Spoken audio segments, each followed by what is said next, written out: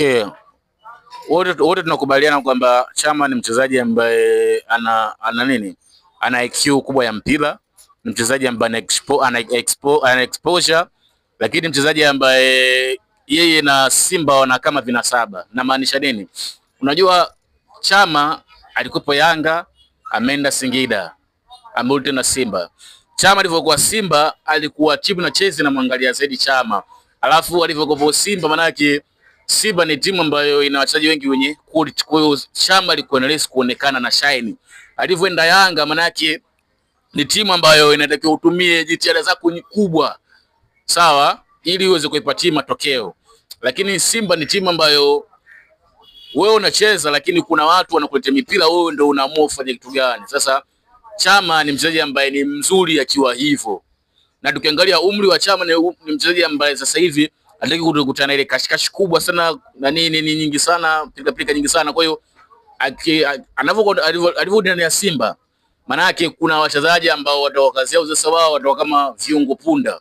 Tunaangalia mfano kama vile Mpanzu, tunaangalia kiungo kama kama Libasigie, kuna kama kina Sane Kante. Ninapozungumza viungo punda, watu wengi wanaamini kiungo punda ni kukaba tu, lakini kiungo sio kukaba peke yake. Kiungo punda maana yake ni kukaba lakini na kushambulia pia. Yani kiungo punda muda mwingi anakuwa anashambulia, sio mtu ambaye muda mwingi anakuwa amekana sababu yote mpira.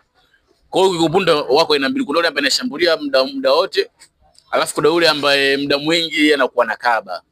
Kwa sasa tukiangalia kwa Simba, Chama ataleta hiyo kwa sababu bado pale mbele hakuna yule mtu ambaye anaweza katengeneza link ya timu vizuri. Kwa maana hata jana cha awali utoka, kwa sababu hiyo sio namba 10 ambaye anaweza kutengeneza nafasi za magoli, kwa sababu yeye yuko moderate na kufunga zaidi.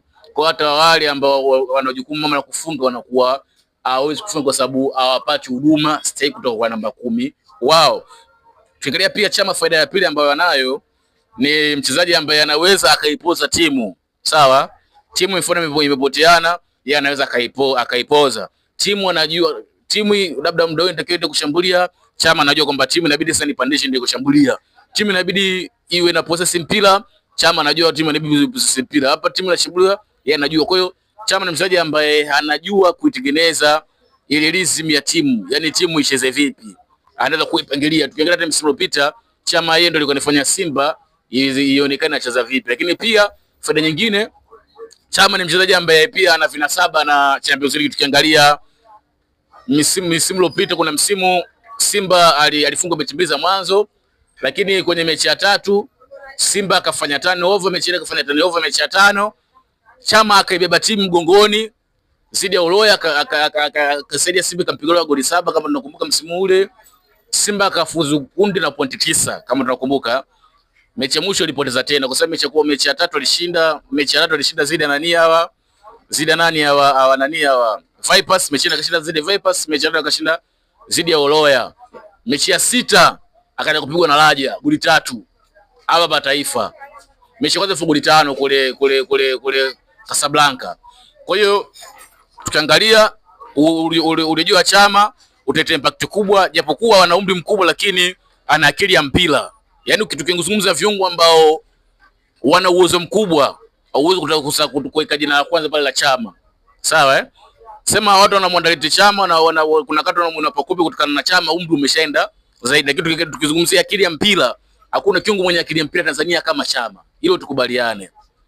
Wanaelewa vizuri. Kwa hiyo Chama ni mchezaji ambaye ana akili kubwa ya mpira na urejeo wake ndani ya Simba utaleta impact kubwa ndani ya Simba.